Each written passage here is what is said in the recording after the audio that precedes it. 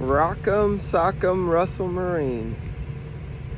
Today I am passing through Alex City on a way to take some pictures of a job we've done in the past and deliver some material, and wouldn't you know, my car started acting up, so I find myself directly across the street from my past employer, Russell Marine. And I want to first start by saying the healing process of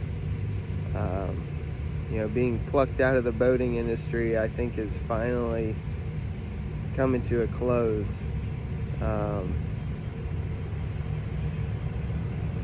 Looking back, in August 6th of 2023, I was relieved of duty from Russell Marine, and it is my fault. I made a mistake, and it was a dumb move. Although the intentions from both parties were good and loving, the overall action was not something smart to do on company property. I can imagine what the telephone game has done to this story, and I want you to first know that it's all love. Technically, you could say I did get in a fight on company property, but it was a body shots only boxing match, and it was between me and my pre-owned manager, Dion, and I love him dearly, and I know that the time that we spent together at Russell Marine will be cherished forever. There were memories and life lessons and trials and triumphs all throughout that, and it was just a really cool experience. And I'm finally at the point where I can look at it and be thankful for that time in my life, and not look at it and beat myself up over it. It's really cool to be showered with love, and the fact that I want you to still support Russell Marine. My best friend Tyler is doing the aqua charters and has had an awesome first year of taking people out and introducing them to the boating world in a new way. And hyperlight wakeboards and nautique boats are still, really cool to own, to be pulled behind, to be a part of something.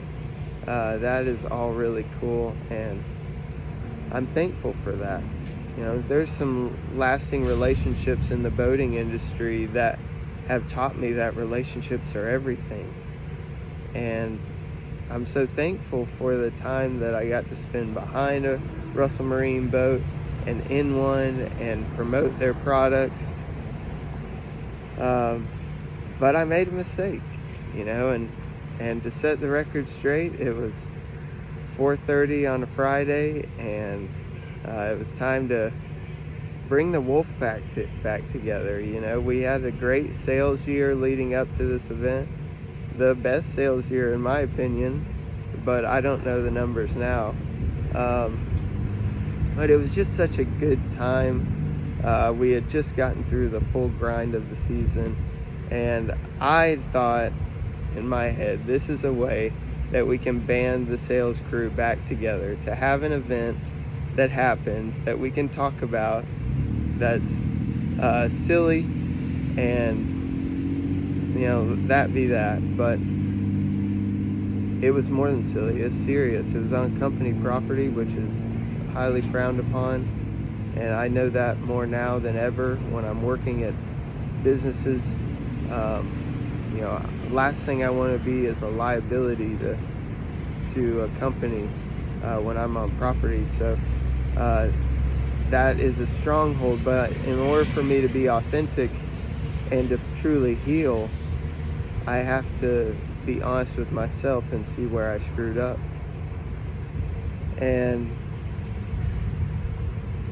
that's one of the best ways to learn, is to accept that you messed up. I'm an idiot. That was so stupid. Why would I even do that?